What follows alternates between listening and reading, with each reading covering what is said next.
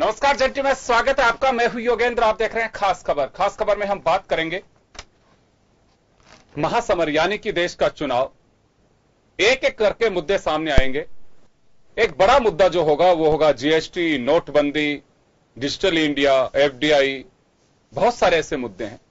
हमारी कोशिश होगी कि धीरे धीरे एक एक मुद्दे को आप तक पहुंचाने की कोशिश करें, क्योंकि नोटबंदी 8 नवंबर 2016 काफी महत्वपूर्ण दिन कहा जा सकता है। भारतीय इकोनॉमिक रिफॉर्म्स के नाम पे जो सरकार ने कदम उठाया उसको लेकर के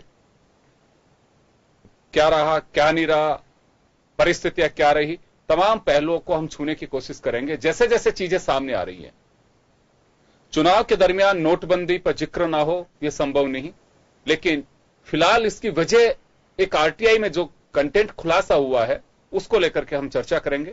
सरकार के पास किस तरह का जवाब है। तमाम समाचार पत्रों में, साइट्स पे इस बात का जिक्र है कि एक आरटीआई एक्टिविस्ट ने इसका खुलासा किया है और खुलासे में आरबीआई की ठीक पहले 8 नवंबर को जो 61वीं बोर्ड बैठक हुई थी उसके मिनट्स को लेकर के क्या उसमें आरबीआई की ओर से नोटबंदी पे चर्चा हुई नहीं हुई, वो जानकारी वो सज्जन चाहते थे और उन्होंने खुद भी साइट्स पे शेयर किया है, मीडिया हाउसेस से शेयर किया है।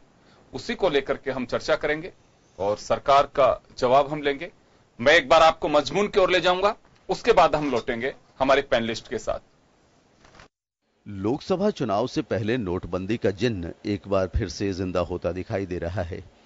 एक तरफ जहां कांग्रेस इसे बड़ा घोटाला बता रही है और जांच की बात कर रही है, वहीं एक आरटीआई के जरिए भी ये खुलासा हुआ है कि नोटबंदी का फैसला आरबीआई की बिना सहमति के हुआ था। आरटीआई से मिली जानकारी को एक समाचार पत्र ने भी छापा है, जिसके मुताबिक आरबीआई बोर्ड की मंजूरी मिले बिना प्रधानमंत्री ने नोटबंदी का ऐलान कर दिया था। आरबीआई ने 16 दिसंबर 2016 को सरकार को प्रस्ताव की मंजूरी भेजी, यानी कि ऐलान के 38 दिनों बाद आरबीआई ने ये मंजूरी भेजी है। आरटीआई एक्टिविस्ट वेंकटेश नायक ने आरटीआई के जरिए ये अहम जानकारियां जुटाई हैं। 8 नवंबर 2016 को प्रधानमंत्री ने 8:15 बजे रात को टीवी पर आकर देश को संबोधित किया और एक तुगलकी फरमान निकाला नोटबंदी का। सिर्फ तुगलकी फरमान था वो, और कोई कुछ नहीं था। और बड़े बड़े बातें की गई। काला धन बंद कराया जाएगा, फर्जी करेंसी, काउंटरफिट करेंसी बंद होगा, आतंकवादी हमले बंद होंगे। आरटीआई में मिली जानकारी के मुताबिक वित्त मंत्रालय के प्रस्ताव की बहुत सारी बातों से आरबीआई बोर्ड सहमत नहीं था। नोटबंदी के फैसले के पीछे सरकार ने तर्क दिया था, इससे काले धन पर लगाम लगेगी, साथ ही भ्रष्टाचार पर भी नकेल कसने में आसानी होगी। पीएम मोदी और बीजेपी इस फैसले को एक ऐतिहासिक फैसला बताते आए हैं। 8 नवंबर 2016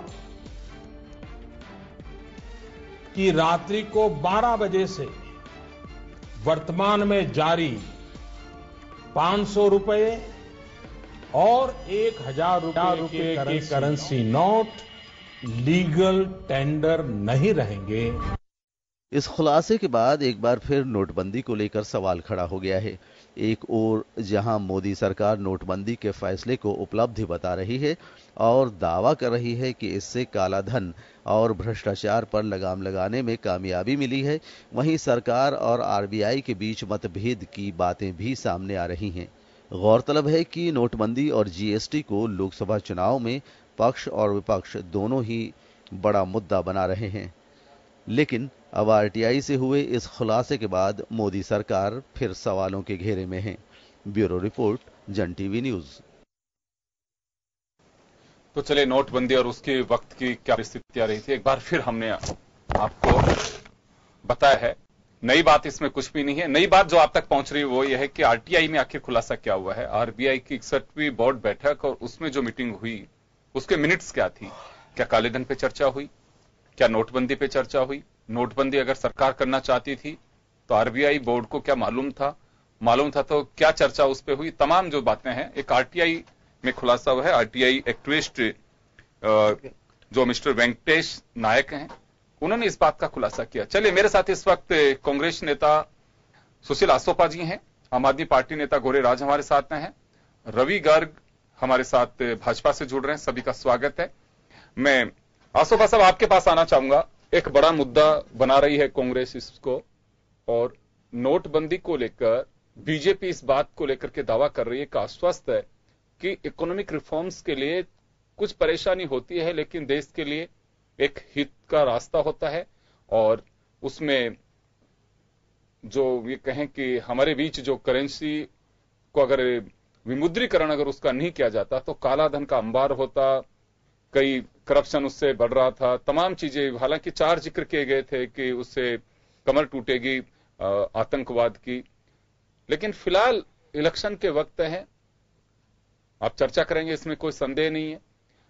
लेकिन क्या वास्तव में एक लगता है कि सरकार पे भरोसा किया जाना चाहिए, इस पे सरकार का कोई कदम है, इसमें खारिज क्यों किया जा रहा है इसको चुनाव के वक्त से? अब देखिए, नोटबंदी के बाद जब से रिजर्व बैंक की वो आई है रिपोर्ट समय समय पे, और अब आरटीआई आई है, तो उसने बिल्कुल सरकार की जो सोच थी या सरकार की जो नीति थी या जो नोटबंदी का निर्णय था, उस पर अनेक क्वेश्चंस उठे हैं।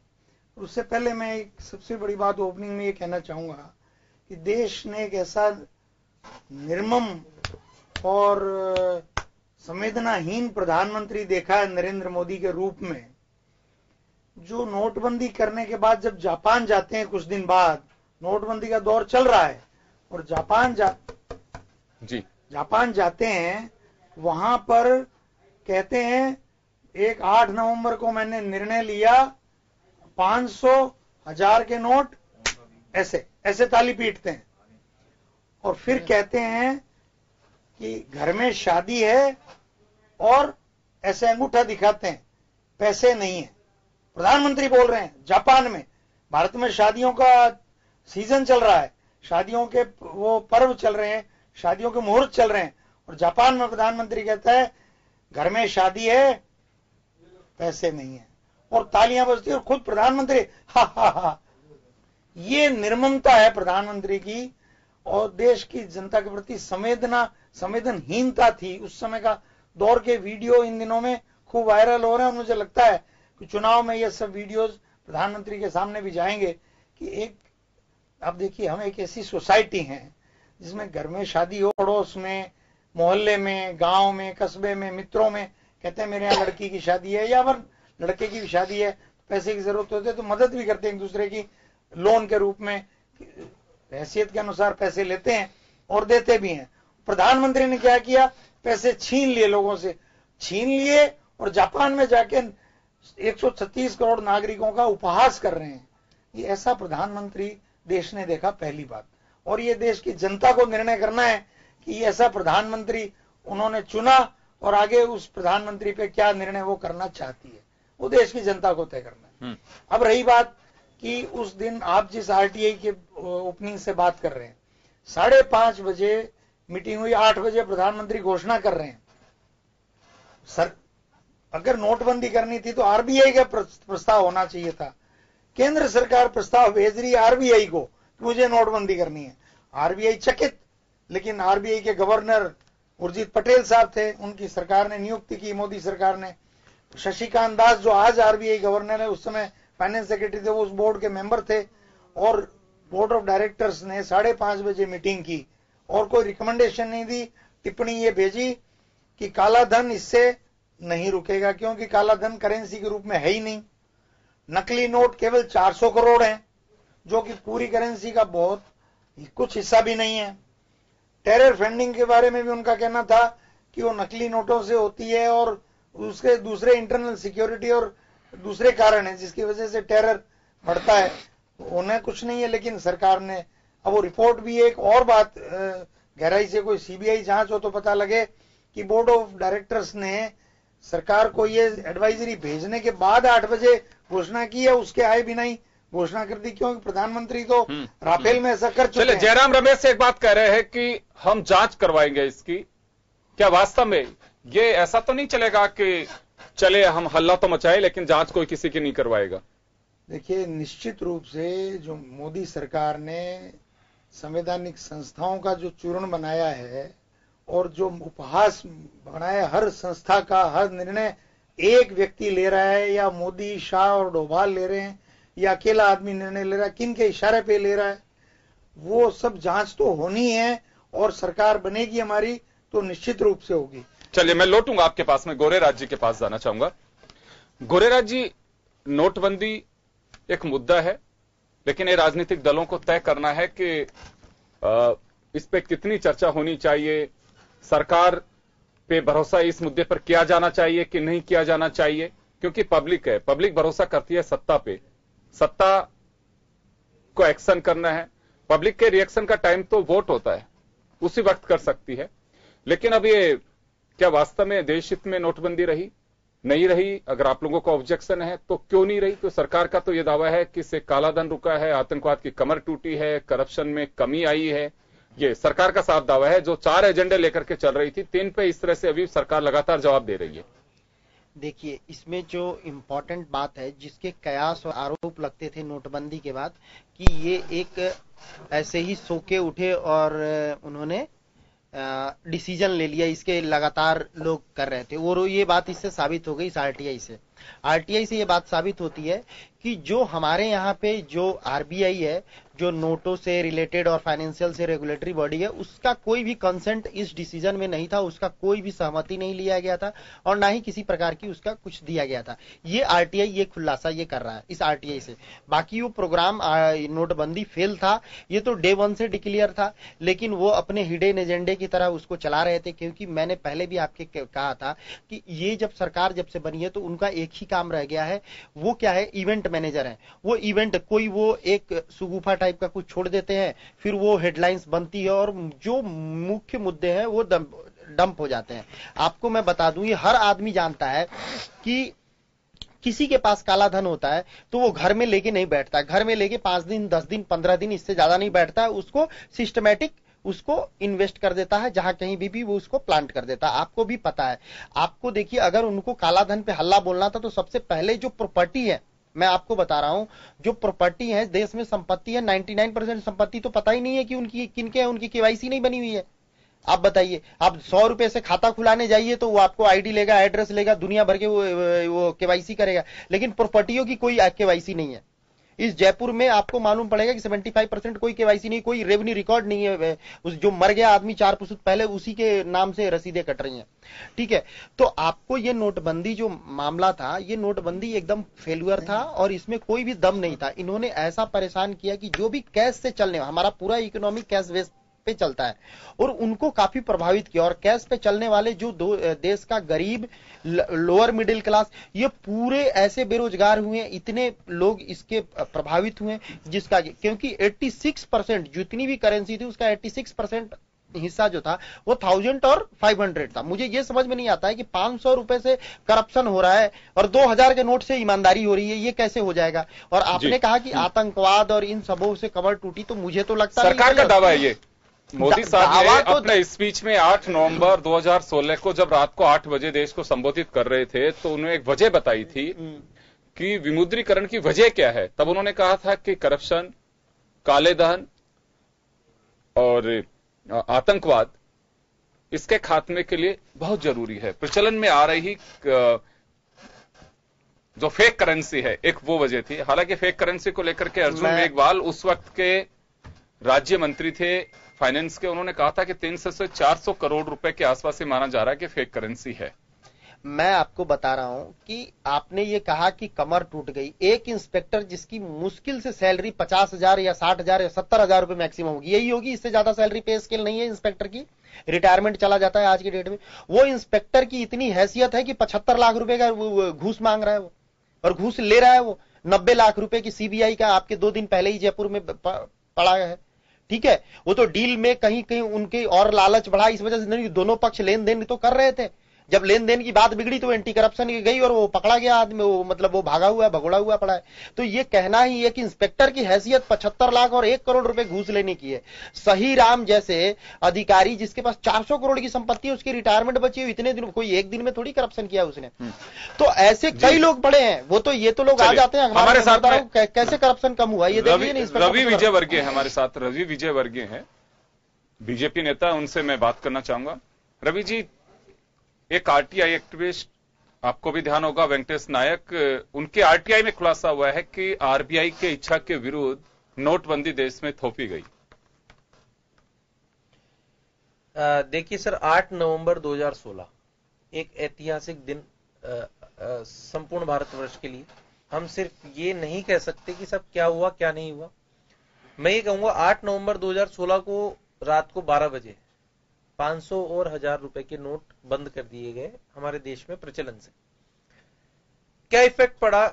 आज बात हम इस बात पे, विपक्ष पिछले 3 साल से 4 साल से ये चिल्लाता हुआ जा रहा है कि साहब इससे सिर्फ नुकसान ही नुकसान हुआ है, इससे हमको कोई फायदा नहीं हुआ। मैं बात करता हूं 1947 से लेके आज 2019 आ चुका है। सब 2014 से पहले कितनी बार विमुद्रीकरण हुआ? अर्थशास्त्री जितने भी हैं या जिसने भी अर्थशास्त्र पढ़ा हुआ है वो ये कहता है हर 10 साल में, हर 15 साल में, हर 20 साल के अंदर एक बार विमुद्रीकरण होना चाहिए जी। 1947 से लेके और 2014 तक, आज तक कितनी बार विमुद्रीकरण हुआ? विजय वर्गीय जी, एक मिनट सुनिए। आप अर्थशास्त्रियों का जिक्र कर रहे हो और कौन से अर्थशास्त्री का यहाँ कोट करना चाहेंगे किसी को कि हर 10 साल में विमुद्रीकरण हो जाना चाहिए? पहली बात। और दूसरी बात, मैं आपसे जानना चाहता हूं कि इसका कोई इफेक्ट बताते हैं कि क्यों किया जाना चाहिए? ये को बताते हैं कि क्या क्यों? ये मेरा पहला इशू था डिस्कस करने वाला। दूसरे इशू पे मैं आता हूं कि साहब उससे फायदे क्या हुए। आप पिछले 4 सालों में, 5 सालों में, नाम पूछे पहले वो बताओ आप। सर अर्थशास्त्रियों के नाम बताओ। सर अर्थशास्त्रियों के नाम की बात सर नहीं कर सकते। अर्थशास्त्री की जो बात की जा रही है, अर्थशास्त्री तो सब 25 तरह के अर्थशास्त्र की जो परिभाषा है उसके अंदर सर इकोनॉमिक्स मैंने भी पढ़ी है। आपने कौन से इकोनॉमिक्स की बात कर रहे हैं कि हर 10 साल के अंदर नोटबंदी कर देनी चाहिए? मुझे कोई एक कोट कर सकते हैं कि इस इकोनॉमिक्स की किताब में है ये? मैंने 9वीं क्लास में पहली बार अर्थशास्त्र पढ़ा था। मैंने उसमें लिखा हुआ पहली बार पढ़ा। हाँ? उसके बाद जब आपने पढ़ा अर्थशास्त्रियों के नाम बताओ। मैं आपके नाम बताऊं। सर आपके ज्ञान पे मैं शक नहीं कर रहा। हाँ। मैं सिर्फ ये जानना चाहता हूं क्योंकि आपने जो कोट किया, हो सकता हमसे कहीं चूक रही होगी, हम भी उससे अपडेट हो लें। सर देखिए, कौन से अर्थशास्त्री की बात मैं सिर्फ जिसको आपने एक मिनट आरबीआई का गवर्नर जिसको आपने बनाया वो अर्थशास्त्री नहीं था।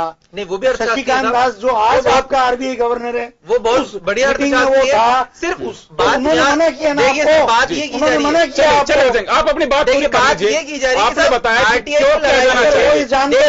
आप अपनी बात पूरी कर लीजिए। आरटीआई लगनी थी साहब, 3 साल पहले विमुद्रीकरण हुआ, 3 साल के अंदर आरटीआई नहीं लगी। आरटीआई अब लगी चुनाव के टाइम में। अरे इससे क्या मतलब? ये तो कोई बात नहीं है। सर आरटीआई मैं ये कह रहा हूँ, आरटीआई 3 साल में कभी भी लग सकती है। आपको क्या पता कब लगी? देखिए क्या होता है, टाइम आपने दिया नहीं जवाब। मैं दूसरे पॉइंट पे आता हूं। जवाब नहीं दिया होगा। शास्त्री जी की बात कर, शास्त्री जी की डेथ 60 से 70 के बीच हुई। 3 साल भी लग जाते हैं। वो मेरी इच्छा आज है कि मैं जानना चाहता हूं कि लाल बहादुर शास्त्री की मौत क्यों हुई, कैसे हुई, कोई है सरकार के पास? तो मेरी इच्छा के ऊपर आज मेरी समझ में आ रहा है। आज मैं ले सकता हूं आरटीआई पे। नहीं जा रहा आरटीआई तो आज के 10 साल बाद भी तो आप उस आरटीआई एक्टिविस्ट पे क्यों शक कर रहे हो? मैं उस पर शक कर ही नहीं रहा हूं साहब। मैं तो ये मानता हूं कि ठीक है, उन्होंने एक ऐसा मुद्दा दिया जिस पे डिस्कस होना चाहिए। मैं बात कर रहा हूं कि विमुद्रीकरण होना चाहिए नहीं होना चाहिए, उसके ऊपर मैंने अपनी राय अपनी व्यक्त कर दी कि अपनी जो विमुद्रीकरण है हर 15 साल में, 20 साल के अंदर अर्थशास्त्र कहता है कि साहब एक बार विमुद्रीकरण किया जाना चाहिए। अब 10 से 20 साल बता रहे हो? सर मैंने कहा 10 साल, 15 साल, 20 साल में एक बार होना चाहिए। चलिए ठीक है। ऐसा कोई स्पेसिफिक पीरियड नहीं कि हर 5 साल में होना चाहिए, हर 10 साल में होना चाहिए, हर 20 साल में होना चाहिए। एक बार विमुद्रीकरण होना चाहिए एक सीमित दायरे के बीच में। दूसरे पॉइंट पे मैं आता हूं सर, विमुद्रीकरण के फायदे क्या है। आप ये देखिए सर, पिछले 4 सालों में कितने घोटालों पर रोक लगी है। 15-15 हजार करोड़, 10-10 हजार करोड़, कितने घोटाले हमारे पास में जब यूपीए की गवर्नमेंट थी तब हमारे सामने आए थे। आज सही राम की बात कर रहे हैं, 75 लाख की घोटाले की बात कर रहे हैं। हम उन घोटालों की बात क्यों नहीं करते जो मोर देन 10,000 करोड़ से थे, जो 5,000 करोड़ किए मैंने आया मेरे भाई। सर 5,000 करोड़, 10,000 करोड़, इसके ऊपर बात की जा रही है। फनी टू हैव सच चलिए डिबेट। चलिए चलिए, कोई बात नहीं, घोटाले नहीं, आपके नजर में घोटाले नहीं है। हाँ। मतलब एक बात आपसे जानना, मैं तीसरी हाँ, चीज चलिए बताइए। मैं तीसरे डिस्कशन, सर नोट बना के लाके उसको पढ़ देना, वो मैं कंटेंट नहीं, मतलब हम डिस्कशन के लिए आए हैं। आपने बर्बाद की, उसके जगह से पढ़ लो आप। हम तो क्या करते हैं, बर्बाद किया हम वहां डिस्कस करने के लिए आए हैं। आपने तो बर्बाद किया वहां। आप होमवर्क की बात कर रहे हो, आप नोट बना के लिए आपको पार्टी ने कह दिया, ये लाके पढ़ देना, जो डिस्कशन के लिए आए हैं सर। आप तो ये बताए, देने के लिए आपको एक बात जानना चाह, हमारा जो डिबेट का इश्यू आज आपने पढ़ा भी होगा निश्चित रूप से, क्यों पढ़ने लिखने वाले आप मुझे लग रहे हो। जस्टिफाई कर रहे हो एक बात सर, एक बात सर, खैर देखिए सर, आप तो 15,000 करोड़ के घोटालों को जस्टिफाई करते, तो हम तो नोटबंदी को जस्टिफाई कर रहे हैं। कैसे? तो एक बात कॉमनवेल्थ घोटाला, अरे सर, कॉमनवेल्थ घोटाले और ये जब भी घोटाले हुए, जब भी तो आप सरकार में आए। बिल्कुल आए ना, इस बार वापस सरकार में आएंगे सर। चलिए, अच्छी बात है। मैं तो सर ये बात पूछना चाह रहा हूं हाँ। आपसे कि जब आपने ये पढ़ी, पहले तो ये बताइए कि जो आरबीआई से जानकारी मिली है उसमें कोई चाल तो नहीं है किसी की? नहीं, जो मिली पक्की होगी, बिल्कुल, ठीक है। बिल्कुल। क्योंकि आरटीआई जो है वो ये कह रही है कि वहां बैठे बोर्ड मेंबर्स ने सरकार के प्रस्ताव को लिंगर करने के लिए कहा था कि इससे कोई फायदा नहीं होगा, क्योंकि हमारे यहां पे एसेट्स में कालाधन है, कोई जरूर नहीं है कि करेंसी के अंदर ही कालाधन चल रहा है। अगर आज मैं ऑफिसर हूं, मेरे घर पे आप छापा डालेंगे, 30 लाख रुपए कैश मिल सकता है, लेकिन 10 करोड़ के फ्लैट्स, बच्चों के नाम जमा पूंजी प्लॉट्स लिए हैं, उनकी कोई जानकारी नहीं है। फिर आपने एक बात कही कि आंशिक परिवर्तन करना चाहिए नोटबंदी में, इकोनॉमिक्स कहता है। चलिए अच्छी बात है, मैं आपसे बाद में पूछूंगा जरूर कि मैं भी परसों को उसको, क्योंकि देखिए हमारा तो डिबेट का इश्यू है, नोटबंदी इलेक्शन तक 10 बार आएगा तो मैं अपडेट भी हो जाऊंगा, आप बताएंगे। लेकिन आंशिक नहीं है साहब, ये तो 86% जो विमुद्रीकरण आपने किया जिस करेंसी का, 86% आपने उसको बंद किया, तो इकोनॉमिक्स को भी साइड में कर दिया मोदी जी ने। सर विमुद्रीकरण में ऐसा नहीं है कि सब 86% करनी है या 10% करनी है। आपने कहा कि आंशिक करना चाहिए। सर आप अपने बात पर रुकिए। विमुद्रीकरण तो पूरा ही होना चाहिए, इसमें परसेंटेज। सर आपने इकोनॉमिक्स में क्या पढ़ा? आंशिक पढ़ा है कि पूरा पढ़ा है? सर आंशिक और पूर्णते का मतलब आप नहीं, मैं तो आपने जो कहा मैं उसी पे जिक्र कर रहा हूं। सर विमुद्रीकरण तो पूरे नोटों का होना चाहिए, विमुद्रीकरण होता है पूरे नोटों से। तो मुझे लग रहा है सर जो जिस इकोनॉमिक्स का आप मुझे चर्चा कर रहे हैं उसके ऑथर मिनिस्टर विजयवर्गीय आप ही हैं। सर मैं तो नहीं हूं, मैं एक अर्थशास्त्र का एक पार्ट हूं और बहुत छोटा सा पार्ट हूं, बट नहीं आप देखिए सर, आप डिबेट में हैं, सब लोग आपको देख रहे हैं जी। मैं सिर्फ आपसे इतना सा जानना चाह रहा हूं, आपने खुद ने कहा कि पहले कहा कि 10 साल में हो जाना चाहिए, फिर आपने 20 पे ले गए, वो भी कोई बात नहीं, हो सकता है कि भी आपने पढ़ा पकड़ के नहीं पॉइंट नहीं। अभी आपने कहा कि आंशिक रूप से विमुद्रीकरण होना चाहिए। सर ये तो 86% जो भागीदारी 86.35% था, वो था। उसके अलावा भी काले धन का मतलब ये हुआ कि जो प्रचलन में नोट जो थे सब जमा जो आने चाहिए थे, सब जमा हो गया, वो पूरे के पूरे अगर जमा हो जाते हैं 86% करेंसी में से 99 पॉइंट कुछ जो आपके फाइनेंस मिनिस्टर साहब ने 4 महीने पहले ही जो जानकारी दी कि इतना पैसा वापस आ गया था, वो पता नहीं अब उनसे चूक रही क्या रही, वो ये भूल गए कि भाई काला धन तो अगर मान लो मेरी जेब में है, चोरी का पैसा जेब में है और आपने कहा कि 10,000 रुपए निकालिए, आप डाउट है कि करप्शन का पैसा भी इसमें लिप्त है। 7,000 रुपए फेर जो था मैंने जमा करा दिया, इसका मतलब 3,000 रुपए जो चोरी का था आउट हो गया सिस्टम से, लेकिन है तो आउट ही नहीं हुआ साहब, तो काला धन आउट कहां हुआ? फिर सारा आ गया पैसे। सर देखिए बैंकों में जमा हो गए सारे पैसे। मैं दूसरे इशू पे बात कर रहा हूं, मैं ये बात कर रहा हूं कि विमुद्रीकरण की बात अपन ने की, सब विमुद्रीकरण होना चाहिए नहीं होना चाहिए। अब उसके बेनिफिट्स हमको क्या मिले नहीं मिले, सिर्फ ऐसा तो नहीं था कि सिर्फ कालाधन को बंद करने के, कालाधन उसका पार्ट था। मैं खुद मान रहा हूं कि विमुद्रीकरण के लिए एक कालाधन भी इसका एस्पेक्ट था। विमुद्रीकरण करने के सिर्फ यही नहीं था कि सिर्फ कालाधन मार्केट से आउट हो जाएगा, इसके 3-4 पहलू और भी जिसके ऊपर हम डिस्कस करते नहीं, हम सिर्फ काले धन के ऊपर आगे उस बात कहा ना साहब, इससे आतंकवाद की कमर टूटेगी। बिल्कुल, करप्शन के बाद काला धन और फेक करेंसी, 4 चीज आपने बताई। बिल्कुल हमने 4 चीजें बताई। लेकिन सर 15 लाख करोड़ रुपए के लिए 400 रुपए आपके सरकार मान रही है कि करीब 400 करोड़ रुपए फेक करेंसी प्रचलन में थी। सर दूसरा आप तीसरे दिन आप एक चूहे को मारने के लिए कमरे को तोड़ दोगे। तीसरे दिन कश्मीर में 2000 के नोट पकड़े गए, बोलिए सही है कि नहीं? सर सही नहीं है, वो इन्फॉर्मेशन बिल्कुल गलत है। आज आप ये गलत कर दो सर, आप एक चीज देखिए कि कितने जो नकली नोट है पिछले 4 सालों में नोटबंदी के बाद में कितने नकली नोट के विपरीत अगर आप हाँ या ना बोले तो मैं डिबेट से विड्रॉ करता हूं। आप दिखाई ना सर, विड्रॉ करता हूं। आज आप ये देखिए कि काला धन जो है वो कितनी बार आपको, और नकली note any homework then we sir आप अगर नहीं बोलने देना चाहते तो एक आपका चले हाँ अब मैं गोरेराज जी आपके पास आना चाहूंगा वापस एक बार। मैं सिर्फ ये जानना चाह रहा हूं कि आरटीआई में खुलासा, सरकार ये मानने को तैयार नहीं है। सरकार का कहना है कि बिल्कुल जो हमने किया वो ठीक है। ये तो चलिए आरटीआई में खुलासा हुआ है, इस बात का भरोसा है कि कांग्रेस जिस तरह से दावा कर रही है कि हम सत्ता में आएंगे तो हम जांच कराएंगे। देखिए, मैं 2-3 बातें इसमें कहना चाहता हूं। पहली बात जो आपने कहा कि आरटीआई से मुख्य चीजें खुलासा जो हुआ, अभी तो कयास जो लगाए जा रहे थे कि आरबीआई की सहमति इसके साथ नोटबंदी का पक्ष में आरबीआई नहीं था, वो इससे फैसला में साबित हो गया। एक लाइन में उसको आप कहेंगे। इस आरटीआई से ये होता है कि आरबीआई नोटबंदी के पक्ष में नहीं था, उसके बिना सहमति का ये प्रधानमंत्री मोदी जी ने ये निर्णय लिया था। तो ये इकोनॉमिस्ट ये कहते हैं, वैसा कहते हैं, इकोनॉमिस्ट का कोई रोल ही नहीं है इसमें, क्योंकि इकोनॉमिस्ट तो आरबीआई में बैठे हुए हैं, इनके कहे से मान लेते हैं अपन। तो आरबीआई ने तो नहीं कहा इसको, पहली बात।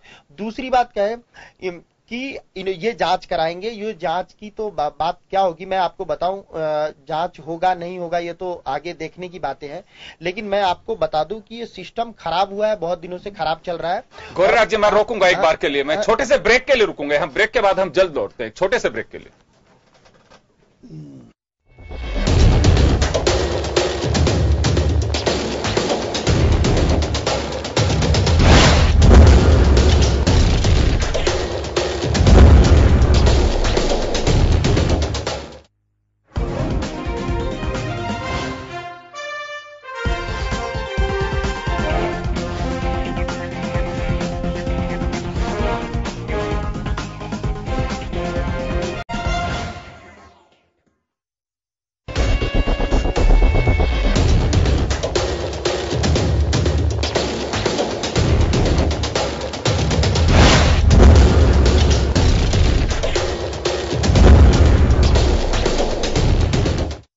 ब्रेक के बाद एक बार फिर आपका स्वागत है। आप देख रहे हैं खास खबर। खास खबर में हम खास मुद्दे पे चर्चा कर रहे हैं। बात नोटबंदी की कर रहे हैं। 8 नवंबर 2016 किसी के लिए नई बात नहीं है, ये हर किसी ने जाना है। जो 8 नवंबर 2016 को अपने आप को जोड़ा हुआ था कि हुआ क्या देश में, एक खलबली मची, हलचल मची। वो हलचल मुझे लगता है कि याद रखेंगे लोग। अभी उसके लेकर मेरिट्स और डिमेरिट्स को लेकर लगातार चर्चा हो रही है। नतीजे पे इस पे कोई नहीं पहुंच पाया है कि वास्तव में क्यों तो किया गया था। सरकार का अपना दावा है, प्रतिपक्ष का कहना है कि कोई उत्तर प्रदेश इलेक्शन जीतना बताता है कारण, कोई दूसरे कारण बताते हैं, कई कुछ भी हो सकता है। कुछ लोगों का कहना है कि अपने लोगों को फायदा, लेकिन फायदा क्यों पहुंचाया जा रहा है तर्क कोई नहीं दे रहा है कि जिसे जस्टिफाई किया जा सके कि यह वजह रही। क्योंकि सरकार ने जो कदम बताया कि फेक करेंसी आउट होगी, फेक करेंसी के रूप में सरकार के राज्य मंत्री खुद स्वीकार किए थे 300 से 400 करोड़ रुपए। लेकिन अगर 400 करोड़ की फेक करेंसी के लिए 15 लाख नोटों की, 15 लाख रुपए की कीमत के नोटों को अगर बंद कर दिया जाए तो मुझे लगता है बहुत बड़ी कोई समझदारी नहीं थी। बात ब्लैक मनी की थी, तो ब्लैक मनी को लेकर आरटीआई में जो खुलासा हुआ आरबीआई की बोर्ड मीटिंग्स का, उसमें साफ कहना था कि केवल नोट जो प्रचलन में है इसे आप ब्लैक मनी नहीं कह सकते। इससे ज्यादा तो एसेट्स हैं लोगों के पास में, उसे आइडेंटिफाई करके उसे हमें उस पर कोई कार्रवाई हो तो समझ में बैठती है। आतंकवाद की बात की जा रही है। आतंकवाद के एक हम डेफिनेशन के रूप में देखते थे कि कश्मीर में जो आतंकवाद है वो हमारे लिए एक बड़ी चुनौती है। बहुत बड़ा कोई फर्क नहीं पड़ा, वो आतंकवाद में भी आए दिन एक अघोषित युद्ध की तरह चल रहा है। खैर, ये राजनीतिक दलों को तय करना है। अब कांग्रेस का कहना है कि हम इसकी जांच करेंगे अगर हम सत्ता में आते हैं तो। खैर, उसका भी इंतजार रहेगा कि पहले तो 23 मई का हमें इंतजार करना होगा कि सरकार किसकी बनती है। क्या कांग्रेस इससे योग्य हो पाएगी कि वो जांच की स्थिति में बन सके। खैर, मैं गोरेराज जी के पास में था ब्रेक से पहले।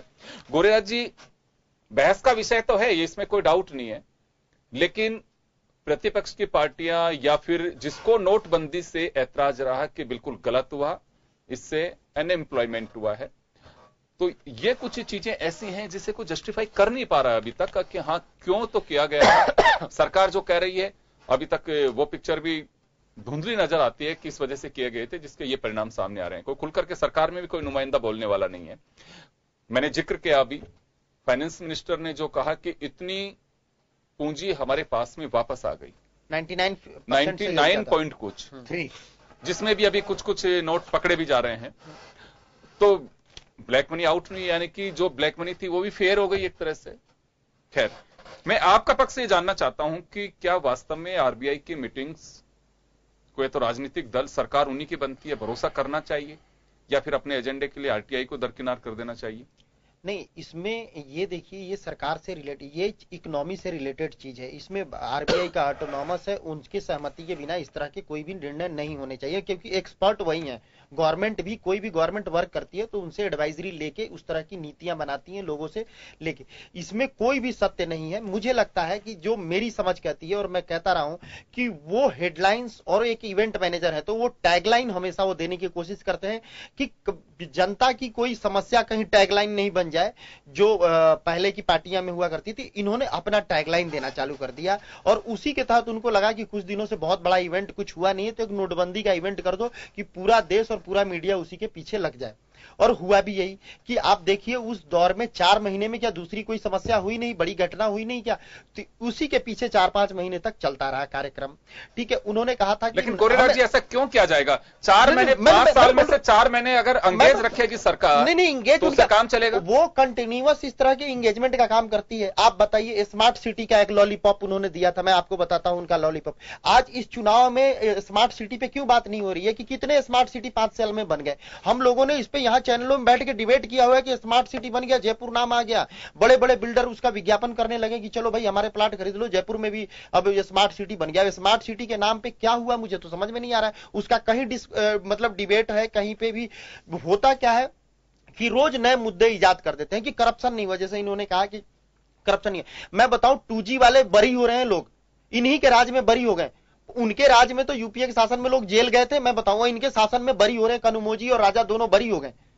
अब बताइए कैसे वो बरी हो गए? क्या इनकी कोई सेटिंग गेटिंग थी? क्या था, क्या मामला था? कनुमोजी राजा कैसे बरी हो गए, मेरे को बता दीजिए, पहली बात। दूसरी बात मेरे को आप बता दिए, इन्होंने कहा कि करप्शन को पकड़ेगा तब तो करप्शन आएगा। इन्होंने सारे चीजों को तो, आप सीबीआई बंद पड़ा है, उनके यहां छापा कोई मार रहा है सीबीआई के हेडक्वार्टर को, तो करप्शन पकड़ेगा कहां? स्थिति करप्शन जो पकड़ने वाली एजेंसियां की स्थिति देख लिए। लोकपाल नियुक्त हुआ नहीं, कंटेम्प्ट का मुकदमा चल रहा है इस सरकार के खिलाफ। आपको पता है कंटेम्प्ट, मैं आपके दर्शकों को समझने के लिए बता दूं, अवमानना कोई साधारण आदमी के पास चलता तो कोर्ट उसे जेल में बंद कर देती।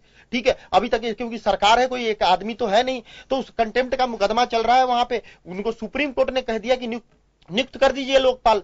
उन्होंने टाइम दिया सुप्रीम कोर्ट ने, तो भी नियुक्त नहीं किया। अब दोबारा अवमानना की कार्रवाई चल रही है उसके बावजूद, और उस पर कोई चर्चा नहीं है। इन्होंने खूब लोकपाल का मुद्दा भुनाया था उस टाइम जब करप्शन का जो अन्ना का आंदोलन चला था, उस टाइम खूब चले थे। आप बताइए, लोकपाल है नहीं। अब जब भाई किए गए कार्रवाइयों की जांच ही नहीं हुआ, ये हर चीज सीक्रेट नोट में डाल देते हैं। बफोर्स वाला सीक्रेट नहीं था, राफेल वाला सीक्रेट है, उसमें से सारे क्लॉज हटा दिए। ये कह रहे हैं सुप्रीम कोर्ट में एजी जाके कहते हैं कि यह तो चोरी हो गया, फिर कहते हैं नहीं चोरी नहीं हुआ, फोटोकॉपी हुआ है। चोरी और फोटोकॉपी में अंतर नहीं है। हमारे एजी को अगर ये पता नहीं है कि इसके डिफरेंसेस पता नहीं है, कितना बड़ा ह्यूज मतलब मिस्टेक है, इसको बोलेंगे मिस्टेक या जानबूझ के की गई थी क्योंकि उन्होंने रिपोर्ट मांग ली।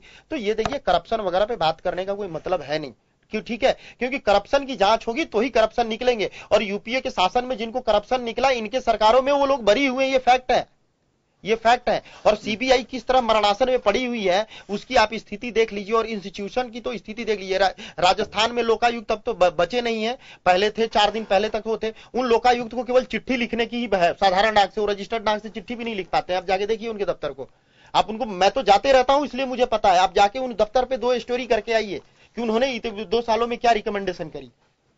तो स्थिति करप्शन का जब जांच होगा तो ही पता पड़ेगा। किसी प्रोसेसेस के हम जांच करेंगे, ऑडिट करेंगे तो पता होगा, ऐसे नहीं पता पड़ता। ये कह देना कि घोटाले नहीं हुए, आप मुझे बताइए ना, इलेक्टोरल बॉन्ड इनको क्यों लाना पड़ा? इलेक्टोरल बॉन्ड में पैसे छुपाने की क्यों? जब ये ट्रांसपेरेंसी की बात करते हैं तो इलेक्टोरल बॉन्ड में तो ट्रांसपेरेंसी खत्म हो रही है। कौन पैसा किसको दे रहा है ये तो पता आसोपा जी के पास। एक चीज और मैं इसमें महत्वपूर्ण बात बता दूं आपको, ये इतने हेलीकॉप्टर उड़ रहे हैं, इनके 100% फंडिंग व्हाइट में क्यों नहीं है राजनीतिक पार्टी के? मैं बता दूं 100% क्यों नहीं है। ये एलईडी और ये 3D प्रचार चलेंगे और ये रैलियां चलेंगी, वो क्या व्हाइट के पैसे से हो रहे हैं? क्या ये व्हाइट के पैसे से ये इतनी बड़ी बड़ी रैलियां की जा रही हैं, इतने बसें बुलाए जा रहे हैं, इतने है देश में ऐसे इंस्टीट्यूशन भी हैं। इलेक्शन कमीशन ने कह दिया कि हम तो करेंगे, लेकिन मैन पावर उनके पास कहां है? उनके पास इंफ्रास्ट्रक्चर क्या इतनी माइक्रो लेवल की मैनेजमेंट कर पाएगी? इतने ब्लैक मनी को पकड़ पाएंगी? 2-4 जगह पकड़ लेते हैं उनको। देख लीजिए गिरिराज सिंह के घर से पकड़ी गई। मैं एक चीज और ऐड कर दूं, इन्होंने काला धन कहा। लोकसभा चुनाव के समय गिरिराज सिंह के घर से चोरी हुआ, इन्होंने चोरी का FIR दर्ज कराया, उसमें इन्होंने पैसा चोरी नहीं बताया। जब SP ने उस चोर को पकड़ा तो चोर ने कहा कि हाँ जी 1 करोड़ रुपए था। इनके मिनिस्टर से पूछिए, किसी चैनल ने किसी ने भी नहीं उठाया कि गिरिराज सिंह ने FIR दर्ज कराते हुए क्यों नहीं लिखा कि 1 करोड़। फिर बोला कि कजन का पैसा है। मैं बता दूं इनकम टैक्स को आज तक वो पैसे का सोर्स नहीं पता पड़ा है। और सबसे बड़ा कि उन्होंने घर में उनके चोरी हुई, FIR भी दर्ज कराई उन्होंने, लेकिन ये नहीं बताया कि 1 करोड़ रुपए चोरी हुए। ये गिरिराज सिंह आज मिनिस्टर है उनके मंत्री में, ये फैक्ट है। इसको कहते हैं कि ये गलत है। और इनकम टैक्स को इन्होंने क्यों झूठा, पहले यही बता दे क्यों उन्होंने झूठ बोला FIR में। वो तो मनु महाराज वहां के ईमानदार पटना सिटी का SSP थे कि उन्होंने सारी एक बातें 1 करोड़ रुपए पैसे रिकवर किए। आज भी इनकम टैक्स के पास अनक्लेम्ड पैसा पड़ा हुआ है। चलिए आसफा साहब आपके पास में आना चाहूंगा। मुद्दा तो है, मुद्दा में कोई संदेह नहीं है कि मुद्दा ना बने, मुद्दा होना भी चाहिए। लेकिन अभी भी सरकार का दावा यही है कि जो एजेंडा था अगर वो नहीं किया जाता तो देश के हालात और विकट हो सकते थे, क्योंकि करप्शन वर्षों से चला आ रहा था, उसे रोकना बहुत जरूरी था। आतंकवाद वर्षों से चला आ रहा था, उसको रोकना बहुत जरूरी था। फेक करेंसी का तर्क मेरे गले नहीं उतरता कि अगर 300-400 करोड़ की वजह से 15 लाख करोड़ को आप डंप कर दो। देखिए बहुत सारी बातें गुरुराज भाई ने बोल दी, उनको रिपीट करने की जरूरत है नहीं। पर ये बीजेपी वाले भाई उस समय तक आए नहीं थे, वो एक सेंटेंस में रिपीट कर रहा हूं। मोदी जी ने जापान में जाकर के 136 करोड़ लोगों के पुरुषार्थ की मखौल उड़ाया और ये कहा घर में शादी है पैसे नहीं है। ऐसे बोला मोदी जी ने जापान जाकर के। आप घर जाके वीडियो देख लीजिएगा बहस करने से पहले। पर मैं आपने जो बहस थोड़ी करेंगे, नहीं वो देखे नहीं देखे उनकी मर्जी है, उनको अच्छा लगता होगा। पर सर मोदी जी ने कहा था कि शादी में पैसा नहीं है, अकाउंट में पैसा है, प्लास्टिक करेंसी में पैसा है, नगद में पैसा नहीं है। तो यही तो कह रहे हैं, वो यही कह रहे हैं। तो कैशलेस ट्रांजैक्शन सर, जब देश को हम कैशलेस ट्रांजैक्शन की तरफ बढ़ाना चाहते हैं, आप जब तो घर में पैसा कैसे होगा? मैं उपहास उड़ा रहा हूं, आप सीरियस हो रहे हैं। हाँ। मोदी ने देश की जनता का मजाक उड़ाया जापान जाके।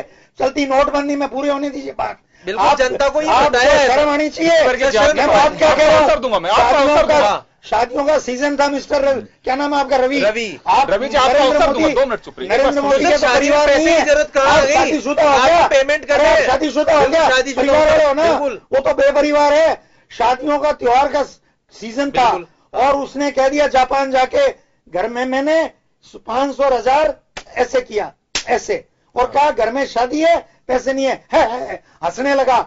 वो बेशर्म आदमी लगे, आप सम्मान्य प्रधानमंत्री। देखिए नरेंद्र मोदी ने देश में वैसे ही गुस्सा बहुत बढ़ा रखा है। देखिए आप लोगों ने सम्मानजनक स्थितियां तो खत्म अरे कर दी आप हैं। खुद अपमान करते हो प्रधान। आप लोग प्रधानमंत्री के क्या बोलते हैं क्या नहीं रवि बोलते जी हैं? एक सेकंड, रवि जी एक बात कह रहा हूँ मैं आसफा भ्रष्टाचार नहीं, एक सेकंड मैं एक निवेदन आपसे करूं। देखिए प्रधानमंत्री देश के प्रधानमंत्री हैं, मजाक उड़ा रहे हैं देश की जनता का।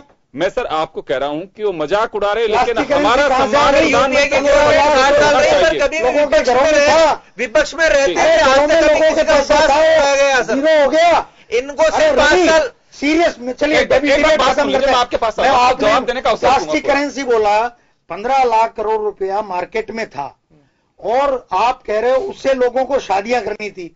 वो प्लास्टिक में कैसे कन्वर्ट हो गया भाई? आप कह रहे हो प्लास्टिक प्लास्टिक चिल्ला रहे हो। शादियां तो लोगों की, कल शादी है 10 नवंबर को, वो प्लास्टिक हो गया। शादी के लिए छूट दी गई है सर, शादी के लिए बिल्कुल छूट दी गई है। बैंक से पैसा निकालने के लिए पैसा कैसे नहीं कैसे चला है सर? अच्छा मैं कैसे नहीं चला? चलिए कम टू डिबेट। हाँ आपको क्योंकि आप भी संवेदनहीन हो गए उनकी पार्टी में। मैं दूसरी बात कर रहा हूं, संवेदनहीन तो विपक्ष हो रहा है। अरे आप प्रधानमंत्री नहीं समझ रहे, आप एक बार सुनिए तो सही, डिबेट मेरी पूरी नहीं हो पाएगी। मैं आपके पास में लौटूंगा, आपका अवसर दूंगा, आप बोलिएगा जरूर। आप 3 मुद्दे उठाए, भ्रष्टाचार, काला धन और टेररिज्म। मैं ये कह रहा हूं फेक करेंसी भी थी, करेंसी। इन्होंने एक बात कही कि हर 10-20 साल में होनी चाहिए, एक नई इकोनॉमिक्स लाए हैं। उर्जित पटेल के पास इनको भेजना चाहिए पढ़ाने के लिए, ये पढ़ाएं वो पढ़ें। लेकिन इसका मतलब ये कहना चाहते हैं कि 136 करोड़ आबादी के देश में हर 10-20 साल में जीडीपी 2% गिरनी चाहिए। आप ये कहना चाहते हैं कि 136 करोड़ के देश में हर 10-20 साल में हर नोटबंदी लागू होने के 4 महीने में 15 लाख रोजगार छिन जाने चाहिए, साल भर में 72 लाख रोजगार छिन जाने चाहिए। आप ये कहना चाहते हैं कि हर 10-20 साल में कृषि जीडीपी 3% गिर जानी चाहिए। आप ये कहना चाहते हैं कि इंफ्रास्ट्रक्चर, एमएसएमई और एग्रीकल्चर का बंटा आधार हर 10-20 साल में हो जाना चाहिए। ये कहना चाहते हैं ना आप। अभी यही कह रहे थे कि नोटबंदी के ये फायदे हैं। अब भ्रष्टाचार पे आए। मैं कह रहा हूं, हमने कहा जयराम रमेश जी ने जांच कराएंगे। अब ये सोचने वाली बात है कि नरेंद्र मोदी जी ने जैसे राफेल के अपने खुद के घोटाले की फाइल चोरी होने की बात जिस रूप में आ रही है, फोटोकॉपी, अभी आरबीआई के कागज जो हैं उसकी डिटेल रिपोर्ट्स वगैरह कहीं चोरी यही खुद ही करा दें तो भाई भरोसा नहीं, ये कुछ भी करा सकते हैं। जो आदमी जो इनका नेशनल सिक्योरिटी एडवाइजर नेगोशिएट कर सकता है कंधार में आतंकवादियों को सौंपने के लिए, वो कुछ भी करा सकता है इस देश में, इसलिए भरोसा नहीं है। मैं तीसरी सबसे बड़ी बात जो कहना चाहता हूं वो ये कहना चाहता हूं कि इस देश में राहुल गांधी जी ने अनेक बार कहा है कि उस समय किसान, छोटा व्यापारी, रेडी वाला और मजदूर ये पूरी तरह बर्बाद हो गया। लोग बिहार, यूपी, उड़ीसा, झारखंड सब अपने घरों को चले गए। सब ने अपनी यहाँ यूनिट्स बंद करी। राजस्थान में अनेक यूनिट्स बंद हुई, हजारों यूनिट्स बंद हुई, दिल्ली में यूनिट्स बंद हुई। सर अब तो राज्य में कोरोना बनने लग गया है सर। नहीं, ऐसा नहीं। देश को जो उस समय सेटबैक लगा, उस सेटबैक से आज तक रेस्टोर नहीं हो पाया। कारण अभी भी 6.6 गिर के 6.6 हो गई है। जो आपकी जीडीपी ग्रोथ रेट है वो 6.6 पे पहुंच गई है, 7.5 से है। हाँ, 6.6 पहुंच गई है।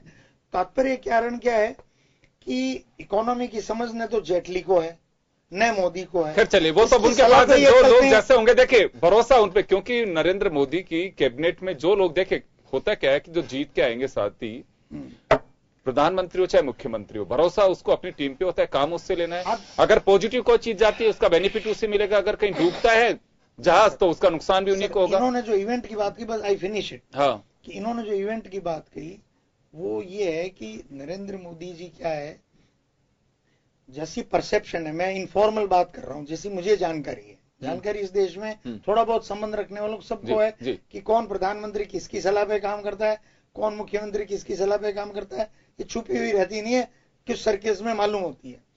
प्रधानमंत्री सुरक्षा के मामले में तो अजीत डोभाल पे ज्यादा बैंक करते हैं, जासूसी कराने के मामले में डोभाल पे करते हैं, और इकोनॉमी चलाने में अडानी, अंबानी वाया अमित शाह ये चलता है। अमित शाह का नाम आया तो मैं एक छोटी सी बात कह के अपनी बात पूरी करता हूं कि उस नोटबंदी के दौर में अगर गुजरात की जो कोऑपरेटिव बैंक्स में सबसे ज्यादा पैसा जमा हुआ तो 7,000 करोड़ रुपया उस कोऑपरेटिव बैंक में जमा हुआ, जिसके डायरेक्टर श्री अमित शाह हैं।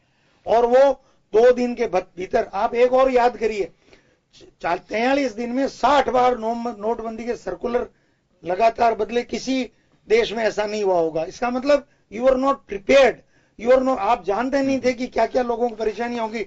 उसमें मैं एक बार जवाब तो दे, जवाब याद नहीं रहेगा रवि जी को। कोऑपरेटिव बैंक्स वाला जो ऑर्डर था वो लेट आया, आप याद करिए।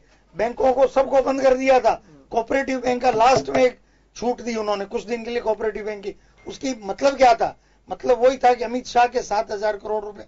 एक आखिरी बात, उत्तर प्रदेश में चुनाव थे, आप याद करिए भाजपा के कितने नेताओं के 2-2 हजार के बंडल्स पकड़े गए थे मारुति वैन्स में, नोएडा एक्सप्रेस हाईवे वगैरह पे। सो डोंट फॉरगेट कि वो पैसा सिर्फ व्हाट्सएप पे फोटो देख के आप अगर ये कहें तो I finish and finish. Line में खड़ा था गरीब, और एससी बैंक के चैम्बरों से नीरव मोदी, मेहुल चोकसी ये पैसा उड़ा रहे थे और बाहर जाने के लिए भागने की तैयारी कर रहे थे। दिस इज नोटबंदी जो नरेंद्र मोदी ने इस देश पे थोपी, बर्बाद किया, अपने मित्रों को आबाद। जवाब दिलवा दूं मैं एक बार रवि जी से। रवि जी सर, आरोप सारे वही हैं, सारी रिपीटें हो रही हैं, क्योंकि वर्षों से चल रहा चुनाव का वक्त है। बिल्कुल चुनाव का वक्त है तो निश्चित रूप से वो सारी चीजें वापस आएंगी। आप जैसे नोटबंदी को भुनाने की कोशिश करोगे वैसे ही प्रतिपक्ष के भी हमले तेज होंगे। और ये आरटीआई आपने खुद ने भी स्वीकार किया है कि चुनाव के वक्त ही क्यों आई।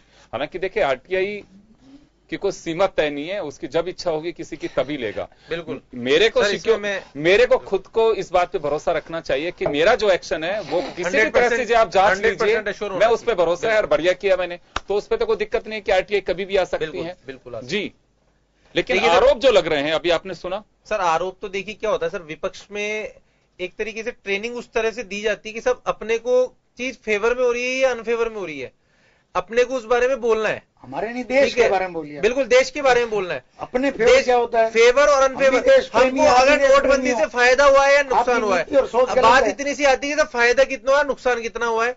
हमको सिर्फ जो हमको नुकसान हुआ है वो अगर विपक्ष में है तो अपने को उसी बारे में बोलना है, फायदे की बात हमको बोलनी नहीं है। एक इशू तो ये है। दूसरी बात आती है सब मेहुल चोकसी, नीरव मोदी और इनकी बात की जा रही है। आज हमारे पास एक्शन ये लेने के लिए कि उनको वापस लाया जाए। उन्होंने 6000 करोड़ आपके सत्ता में 4 साल बाद गए सर, जब इंस्पेक्टर राज आता है और इंस्पेक्टर मजबूत आता है तो चोर भागता है। 4 साल बाद गए वो। देखिए ऐसा है, इंस्पेक्टर लोगों के पास थानेदार अगर 2015 थानेदार अगर चोर है तो चोरों को आराम है। अरे भाई अगर थानेदार उसमें आपके साथ था यार। देखिए आसुमा जी, बात इतनी सी है। एक सेकंड आपके साथ चले अगर थानेदार जांच करेगा, आप लोग ये भी जांच कर लीजिएगा। करेंगे। मैं एक बात जानना चाहता हूं, क्योंकि आपने जब जिक्र कर दिया विजय माल्या के लिए ऑन रिकॉर्ड है कि कितने सूटकेस उसके एयरपोर्ट पे पहुंचे और वो लेकर के गया, जबकि मालूम था कि कितने हजार करोड़ रुपए, सबको मालूम था, पब्लिक डोमेन में ये चीजें आ चुकी थी कि कितने हजार करोड़ रुपए का कर्ज उस पर बकाया है, बैंकें डूब जाएंगे अगर चला गया तो। सर ये जब इतना सूटकेस को लेकर के एयरपोर्ट पे जा रहा है उसका लगेज, तो हमारी एजेंसियां बिल्कुल इतनी खामोश है। किस बात के हम पैसे दे रहे हैं कि जिस आदमी पे डाउट है, यो तो कोई 250 ग्राम सोना अगर दुबई से लेकर के कोई हल्का फुल्का व्यापारी जयपुर एयरपोर्ट पे चला जाता है तो उस पे तो दबोच लिया जाता है। बिल्कुल। लेकिन वो इतने सूटकेस, मतलब कितने सूटकेस वो लेकर के गया, एजेंसियों का ध्यान नहीं बटा उस पे, किस बात के पैसे दिए जा रहे थे? सूटकेस वो एक की बजाय 500 लेके गया। मैं उस बात पे, सूटकेस के अंदर क्या था? आज इतनी एजेंसियां हैं, अगर स्कैनिंग भी हुई होगी और स्कैनिंग में ये तो वही तो जानना चाह रहा हूं, स्कैनिंग हुई तो सर स्कैनिंग के अंदर कहां ये निकल के आया कि सर उन 500 सूटकेस के अंदर में सोना था, नकली से मिलके गया, किसी तरह के फाइनेंस के मैटर। सर एक चीज बताएं, अगर हम किसी को फंडिंग कर रहे हैं, फंडिंग 1 रुपए के अगेंस्ट में 1000 रुपए की कर रहे हैं, तो रिस्क हम कहां ले रहे हैं? हम ये डिसाइड करें कि 1000 रुपए के अगेंस्ट में हमको 500 रुपए की फंडिंग करनी है, तब तो डिसाइड होगा कि फैक्टर क्या है। अब हमने फंडिंग 1 रुपए के अगेंस्ट में 1000 रुपए की कर दी, गलती आप उसको कहेंगे या रिकवर करने वाले को? चल, एक गोरेराज जी ने एक बात उठाई थी कि कॉमनवेल्थ गेम्स का आपने जिक्र किया, 2G स्पेक्ट्रम का आपने जिक्र किया, आरोप लगे इनके सत्ता के भागीदारी लोगों पे, जिसमें मंत्री भी शामिल थे। यूपीए गवर्नमेंट ने अरेस्ट किया उनको, आप लोगों के टाइम नहीं हुए अरेस्ट, इन्हीं लोगों के टाइम पे अरेस्ट हुए। आप लोगों के टाइम पे भी आरोप लग रहे हैं, सीएजी ने भी ऑब्जेक्शन किया है, सीबीआई का जिसका आप जिक्र करते थे कि बिल्कुल तोता बन गया है, तो आप ही के टाइम पे ये जिक्र अदालत में हुआ बाकायदा कि अब तो बिल्लियां लड़ रही हैं। तो कुछ आप भरोसा इस देश को दिला सकते हो कि हम अलग सिस्टम से ऐसे काम कर रहे थे? क्योंकि आप लोगों की निगाहें देखो, उस वक्त सीबीआई, आपने कहा कि सीबीआई का बिल्कुल ये कर दिया, कोर्टों की फ्रीडम पे सवाल आप लोगों ने खड़े किए अभी, लेकिन क्या हो रहा है? सब अब संवैधानिक संस्थाओं पे अब उंगलियां नहीं उठ रही। देखिए सर, संवैधानिक संस्थाओं पे उंगलियां उठ रही हैं, या जिस भी तरह के इश्यूज अभी रिसेंट अपने उसमें से आरबीआई भी है, आरबीआई भी है सर, बिल्कुल 100% है। हाँ, बट आप क्योंकि हम बहस को एंड उसी से करना चाहते हैं कि आरबीआई की रिपोर्ट्स जो है मिनट्स की, उसमें ऑब्जेक्शन था उन लोगों का, उसके बावजूद ही, जबकि सरकार को सीधा एक्ट में अधिकार नहीं है कि आप नोटबंदी कर सकते हो जब तक आरबीआई की परमिशन ना हो। क्योंकि आरबीआई की परमिशन तो गवर्नमेंट को कायदे से थी नहीं, क्योंकि उर्जित पटेल जिन्होंने साइन किए वो भी 38 दिन बाद में साइन किए थे। सर बिल्कुल, आप वाले इशू पे आता हूं मैं। देखिए क्या होता है सर, कई चीजें प्लानिंग का पार्ट होती है कि आपको प्लानिंग किस तरह से करनी है। अगर डिमोनेटाइजेशन के अंदर अगर आप यहां प्लानिंग का पार्ट था कि उसको सिर्फ मतलब बिल्कुल एट प्रेजेंट में आपको लागू करना है, बिल्कुल सही है सर। जबकि डिमोनेटाइजेशन होता क्या है कि आपको पहले डिसीजन लेना पड़ता है, वो पब्लिश भी होता है, जनता के बीच में आता है। पर यहाँ विमुद्रीकरण का पार्ट ये था। और उस वाले डिमोनेटाइजेशन में होता क्या है सर, पूरी की पूरी करेंसी जो होती है, कहना यह है कि अगर वो आरबीआई की मीटिंग में अगर पूरी तरह से खुलासा होता तो बाहर बात जा सकती थी, बाहर बात जा सकती थी और उससे लोगों को फायदा मिल सकता था। आप ये कहना चाहते हैं? सर, मैं आपकी बात से सहमत हूं, लेकिन 8 बजे उधर प्रधानमंत्री अनाउंस कर रहे थे, आरबीआई को जब भरोसा मिला था तो 8:01 पे आप सिग्नेचर तो करा सकते थे, 38 दिन का वेट क्यों किया? ये तो उस तरह की बात हो गई, किसी व्यक्ति को सरेआम आपने फांसी लगा दी, और जज से साइन तो बाद में करा लेंगे, इसको फांसी देना पहले जरूरी था। सर, संवैधानिक कुछ संस्थाएं भी हैं, उनका अपना एक वजूद है, उनके सिग्नेचर बोलते हैं। ये नहीं है कि एक बार प्रधानमंत्री जी ने जो कह दिया वो फाइनल है, साइन तो बाद में होते रहेंगे। अगर मैं ये, आज आप भी बैठे हुए हैं, आप चार्टर्ड अकाउंटेंट हैं, मुझसे ज्यादा समझ रखते हैं आप, आज अगर संवैधानिक संस्थाओं के साथ इस तरह का मखौल मजाक या उनको हादसे पे डालना शुरू करेंगे, कल आने वाली सरकार 2 कदम आगे चलेगी। इस देश में यही हो रहा है।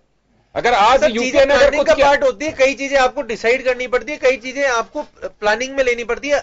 देखिए, डिमोनेटाइजेशन बिना किसी अनुमति के, अच्छा, अनुमति नहीं सर, डिसीजन। देखिए क्या होता है कि अगर आप उस चीज को वहां रोकते हैं, चाह रहा था, लेकिन आरबीआई की जिम्मेदारी है डिमोनेटाइजेशन या गवर्नमेंट की जिम्मेदारी है? सर, आरबीआई की। तो फिर प्रधानमंत्री क्यों घोषणा कर रहे थे भाई? देखिए, और निर्णय प्रस्ताव केंद्र सरकार ने क्यों भेजा? खैर चलिए, आरबीआई का गवर्नर बोर्ड मिलाकर ये माना जा सकता है मिस्टर विजय वर्गीय कि जो हमने किया वो सही है, ऑब्जेक्शन खारिज। प्रस्ताव किसका था? प्रस्ताव आरबीआई को देना था ना, सरकार क्यों भेज रही थी आरबीआई के पास? सर, सरकार, यही तो आरटीआई में सरकार जो चीज चाह रही थी कि ठीक है, जिस तरह से उसको प्लानिंग का पार्ट है, तो सब चीजें प्लानिंग की पार्ट होती है। पॉलिसी की जिम्मेदारी किसकी? आरबीआई की है, सरकार की है? बिल्कुल आरबीआई की है सर, बिल्कुल आरबीआई के साथ मिलकर किया गया है। सिग्नेचर बात जो ये मिनट्स जो है वो तो ये कहते हैं कि ऑब्जेक्शन था आरबीआई की बैठक में कि नोटबंदी नहीं होनी चाहिए, उपयुक्त समय नहीं है, बिना किसी तैयारी के अगर हम करेंगे तो इससे बड़ा नुकसान होगा, लेकिन उसको भी खारिज किया। अगर आप लोग ये कहते हैं कि 2 एजेंसी काम करती हैं, कि प्रधानमंत्री जी ने जो कह दिया सारा सही है, अरे सर, हम इसको खारिज नहीं कर रहे हैं कि ये स्ट्रेटेजी का पार्ट था, बहुत अच्छी बात है, लेकिन आरबीआई की जो ये है, इसमें ये तो कहा जाता है कि आरबीआई की बैठक हुई थी जिसमें तय किया गया था, लेकिन ये एक हिस्सा था बाकायदा सीक्रेसी का कि इसके अंतर्गत हमें विमुद्रीकरण करना था, इस पर हमारी सबकी सहमति थी। ये तो मिनट्स में लिखा जा सकता था अगर ऐसा था तो। जब ऑब्जेक्शन भी है और आप इस बात को स्वीकार भी कर रहे हैं कि, तो ये हुआ कि आरबीआई की कोई परवाही नहीं की गई। चलिए, खैर, सबने सुना जो जिसने भी जो कहना था। आरटीआई में सब तमाम चीजें सामने आ गई हैं, पब्लिक डोमेन में है, लेकिन मानना नहीं मानना ये सब अपने अपने एजेंडे का पार्ट है। बीजेपी चाहती है कि जो प्रधानमंत्री ने किया वो बिल्कुल सही है, और आरटीआई में जो खुलासा हुआ है उसमें साफ है कि आरबीआई का ऑब्जेक्शन था, आरबीआई नहीं चाहती थी कि नोटबंदी हो। अब ये तय करना है कि वास्तव में नोटबंदी का फायदा हुआ कि नहीं हुआ। वक्त, जैसे मैंने पहले भी कहा, कि अब ये तय करना है मतदाता को कि किस तरह से क्या, कौन सी चीजें कहां कैसे फिट बैठ रही थी। और ये मुद्दा होगा, सरकार कहेगी कि नोटबंदी की वजह से हमने आतंकवाद की कमर तोड़ी, करप्शन को साइड में किया, 400 करोड़ के जाली नोट बाहर कर दिए। प्रतिपक्ष का अपना कहना होगा कि नुकसान कितना हुआ है। अब ये जनता के विवेक पर छोड़ना होगा कि निर्णय क्या होगा। चलिए, बहुत बहुत शुक्रिया आप सभी को, और खास खबर में आज इतना ही। दीजिए इजाजत, नमस्कार।